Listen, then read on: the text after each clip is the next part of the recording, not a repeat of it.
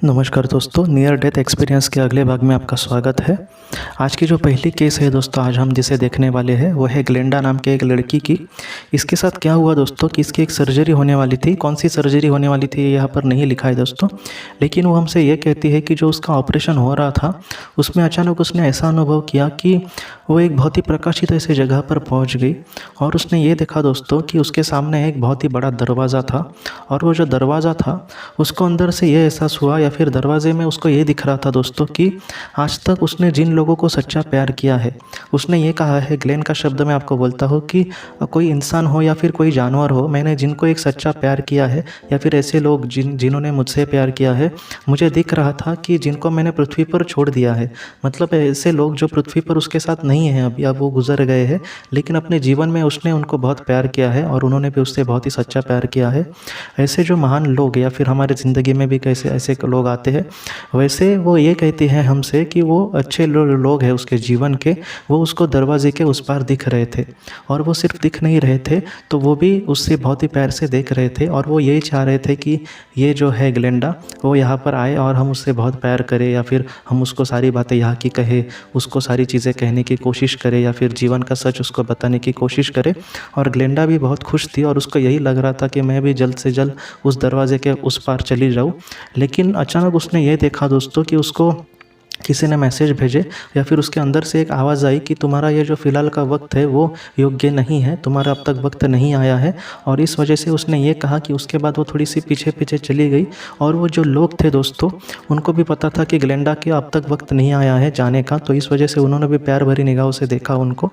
Glenda ने यही कहा है दोस्तों, आगे उसने ये कहा है कि फिर से वो अपने शरीर पर लौट आई, लेकिन उसने ये कहा है कि अपने जो कर्म है, अगर हम बहुत ही अच्छा कर्म करेंगे तो हमारे जो अपने हैं वो हमेशा हमारे साथ रहेंगे, या फिर हमें ज़रा भी चिंता करने की ज़रूरत नहीं है उनके बारे में। वो जो है, मतलब अगर कोई इंसान अच्छे कर्म करता है अपने जीवन में, तो वहाँ पर इतनी सुंदर जगह है और वहाँ पे उसके अपने लोग होंगे जिनके साथ वो बहुत ही अच्छे से जी सकता है। लेकिन इसका मतलब ये भी नहीं कि हम पूरी तरह से परेशान हो जाए इनसे ज़िंदगी से। ग्लेंडा ने यही कहा है कि जितना हो सके हमें इस परिस्थिति का सामना करके अपनी ज़िंदगी आगे जीने की कोशिश करनी होगी। इससे क्या होगा कि हमारे जो अपने हैं वो भी हम पर गर्व करेंगे और हमारे जीवन में वो भी हमें जितना हो सके उतनी ब्लेसिंग दे सकते हैं, या फिर अपने हिसाब से मदद कर सकते हैं। हमारी जो अगली कहानी है दोस्तों, वो निकोल नाम की एक लड़की की है। ये फ्रांस की है, एक फ्रेंच महिला थी।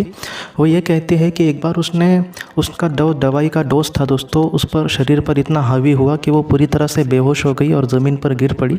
और वो बाद में ये कहती है कि उसने पूरी तरह से वो इस दुनिया से ही अलग लग रही थी और उसने ये कहा कि शायद मेरी जान ही चली गई थी उस वक्त। वो ये हमसे कहती है दोस्तों कि पहले तो उसको अपने सामने एक सुरंग आती दिखाई दी और वो सुरंग के अंदर जा रही है, और उसके बाद वो ये कहती है कि पहले तो सारा अंधेरा था वहाँ पर, लेकिन बाद में वो हमसे ये कहती है कि एक बहुत ही नीला प्रकाश ऐसा उसके सामने आया और वो इतना उज्जवल या फिर इतना शांतिमय लग रहा था कि बहुत ही अच्छा लग रहा था उसको उसका एहसास। और उसके बाद वो हमसे ये कहती है कि किसी एक इंसान ने उसका एक हाथ पकड़ा ऐसे बहुत ही प्यार से। तब निकोल ने उनको पहचान लिया, वो उसके पिताजी थे दोस्तों। निकोल के जो पिताजी थे वो 28 उम्र में ही इस दुनिया से चले गए थे, इस वजह से उसको उनका ज़्यादा प्यार भी नहीं मिला।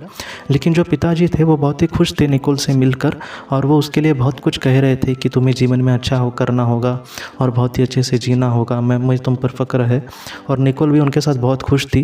निकोल ये कह रही थी दोस्तों कि उसके जो एहसास है अपने पिताजी के साथ होने का वो इतना अच्छा था कि वो कहती है कि शब्दों में वो बयां भी नहीं कर सकती। बाद में निकोल ने ये कहा कि उसके पिताजी ने उसको कुछ भी मतलब बहुत ही अच्छी सविस्तर से सारी चीज़ें नहीं कही। उन्होंने ये कहा कि मुझे तुम्हें अलविदा कहना होगा क्योंकि तुम्हें पृथ्वी पर अभी जाना होगा, तुम मेरे साथ नहीं आ सकती। निकोल ये कहती है कि उसको सोचने का भी वक्त नहीं मिला और वो बाद में पृथ्वी पर चली आई। निकोल का कहना यह है दोस्तों कि उसके पिताजी ने ये सारी चीज़ें सविस्तर में उसके लिए ये इसलिए नहीं कही क्योंकि शायद वो मतलब उनको थोड़ा बुरा भी लग सकता था, इसलिए उन्होंने उस वक्त को बहुत ही कम समय में ही निपटा दिया और कहा कि तुम्हें जाना होगा। और बहुत ही ज़िंदगी के मायने भी उन्होंने सिखाए कि अपने जीवन में तुम्हें अच्छे रास्ते पर चलना होगा। तो निकोल की जो कहानी है दोस्तों, वो हमें यही सिखाती है कि ऐसा नहीं है कि हम किसी के साथ ज़्यादा वक्त नहीं स्पेंड कर पाए तो इसका मतलब है कि वो हमसे हमेशा के लिए दूर गया। देखिए दोस्तों, अगर हमारे मन में किसी के लिए अच्छा प्यार है और अगर वो इंसान हमारे इस दुनिया में हमारे साथ अगर नहीं भी हुआ, फिर भी हमारा जो प्यार है वो उस तक ज़रूर पहुँचेगा। और यही कहती है निकोल हमें। हमारी जो तीसरी कहानी है दोस्तों, वो करेन नाम की एक लड़की की है। वो ये कहती है कि एक दिन वो बहुत ही ज़्यादा बीमार थी और उसने ऐसा कुछ अनुभव किया कि वो अपने शरीर से ऊपर उठ रही है और उसके बाद उसने ये देखा कि उसके सामने कुछ भी नहीं था, पूरा प्रकाश ऐसा था और वो वहाँ पर चल रही थी। एक अलग ही जगह थी वो, लेकिन वहाँ पर बहुत ही शांति थी, उसको किसी भी बात का डर नहीं लग रहा था। अचानक उसने ये देखा दोस्तों कि उसके सामने से एक पुरुष की आकृति आ रही थी, मतलब एक इंसान आ रहा था उसके सामने से। और वो जब आया तब उससे मुस्कुराया दोस्तों वो इंसान। और करेन हमसे ये कहती है कि उसको मुस्कुराने में इतना अपनापन था, या फिर उसको देखकर ऐसा लग रहा था कि मैं बहुत ही सुरक्षित हूँ इस इंसान के साथ, और वो इंसान भी इसको देखकर बहुत ही खुश हुआ।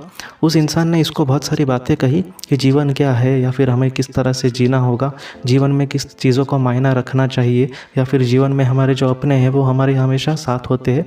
ये जो सारी बातें हैं दोस्तों, वो उसने मतलब कहते हैं ना कि शब्दों में नहीं कही, लेकिन उसने ये सारी चीज़ें, ये जो मैसेज है उस तक पहुंचाया करेन के पास। और करेन को ये कहा कि यहाँ पर ये जगह जो है वो बहुत ही सुंदर है, लेकिन तुम यहाँ पर बहुत ही कम देर के लिए फ़िलहाल आई हो, तुम्हारा अब तक वक्त नहीं आया है। और करेन ने भी उसको सारी चीज़ों को एक्सेप्ट किया और उस इंसान ने उससे ये कहा कि अब फ़िलहाल तुम्हें जाना होगा। और करेन ने ये कहा कि बाद में वो फिर से शरीर में अपने लौट आई। दोस्तों करेन का कहना यही था कि देखिए दोस्तों, ऐसा नहीं है, कभी कभी मैंने भी आपसे कहा था कि कुछ इंसानों को, कुछ अलग इंसान मतलब जिन्हें वो नहीं जानते, ऐसे भी इंसान उनके सामने कभी कभी आ सकते हैं। कि वो ऐसा होता है चीज़ें दोस्तों, क्योंकि उनको कभी कभी हमारी जिम्मेदारी जी जाती है, या फिर ऐसा भी बहुत बार देखा गया है कि ऐसी जो आत्माएं होती है वो प्रशिक्षण का जो चीज़ है, प्रशिक्षण का लेने के लिए आते हैं कि किस तरह से लोगों को संभालना है, उनको अपने दुख से दूर करना है। तो इस वजह से वो बहुत ही प्यार से इस तरह से पेश आते हैं और लोगों को जो सच्चे ज्ञान है या फिर सच्चा जो जीवन का मार्ग है वो देने की कोशिश करते हैं। और करेन ने भी यही कहा कि उसको देखकर एक जिस तरह से एक हमारा अच्छा शिक्षक होता है वैसे उसको लग रहा था। और करेन का भी यही कहना था कि हमारे ऊपर कोई तो है जिसको हमारी बहुत ही फ़िक्र है, और वो हमारे लिए बहुत सारी बातें भी कर सकता है, लेकिन जितना हो सके हमें जीवन के जो मूल्य है या फिर अच्छी जो चीज़ें हैं उसको धारण करके आगे जीने की कोशिश करनी होगी दोस्तों। तो आज जो हमने 3 केस देखे, तो उसमें हमने यही सीखने की कोशिश की दोस्तों कि जिस तरह से पृथ्वी पे हम देखते हैं कि सच जो है, या फिर यहाँ पर हम जिस तरह से जीने की कोशिश करते हैं, तो इसमें सबसे महत्वपूर्ण बात यही है दोस्तों कि निस्वार्थ प्यार से हमें जीना होगा। जितना हो सके हम समाज के लिए कुछ करें, जितना हो सके हम अपनी ज़िंदगी में अच्छे निर्णय लेकर आगे चले, जितना हो सके हमारे जो अपने हैं उनकी भी इच्छाओं को हम बहुत ही अच्छा महत्व दें और उनके भी सपनों को लिए हम कुछ करने की उनके लिए कोशिश करें। तो इस तरह से अगर हम निस्वार्थ रीति से जीते हैं दोस्तों, तो हमारा जो जीवन है वो पूरी तरह से सफल हो सकता है। और जो हमारे अपने हैं दोस्तों वो हमेशा हमारे साथ होते हैं, हमें कभी भी किसी भी चीज़ को लेकर कभी भी चिंता नहीं करनी चाहिए दोस्तों। आज के इस भाग को लेकर अगर आपके कोई भी सवाल हो तो आप ज़रूर पूछें, जितना हो सके मैं उसका आपको जवाब देने की कोशिश करूँगा। हम अपनी अगली वीडियो में मिलते हैं। आप अपना, अपने परिवार का ख्याल रखना। आपका बहुत बहुत धन्यवाद।